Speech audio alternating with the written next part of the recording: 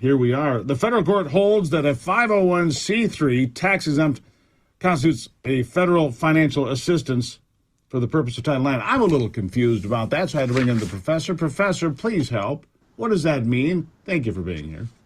Well, it's a big deal, scary thing, and so thank you for having me, Steve.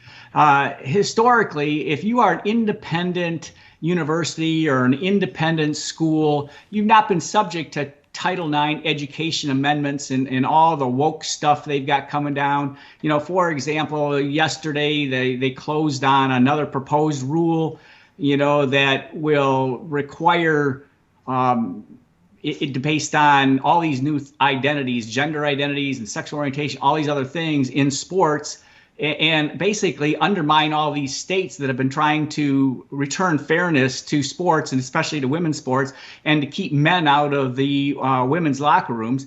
This would undo all that in a proposed rule. 150,000 comments on that, by the way, to the Department of Education. You take what they're doing over there and you combine that with what's happening in how they're trying to use these unelected judges to further their political agenda here. And if you are a school, an independent school, you don't take federal money for the sole purpose of not having, so you don't have to comply with all these things. You may have sincerely held religious reasons for doing so. You may have, just safety reasons for doing so. Now, all of a sudden, the federal government is contending in court, and they've got it all the way to the U.S. Court of Appeals now.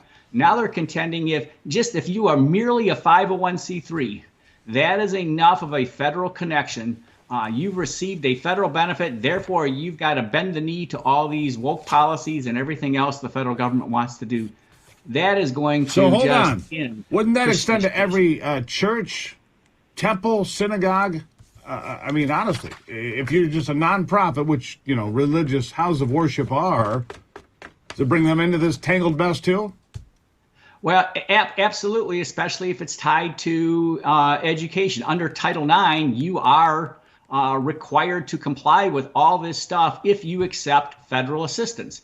Well, federal assistance, has never been, considered the fact that you are merely a 501c3 organization, that just because you get tax exempt status, that's not the same as receiving, hundreds of thousands of dollars.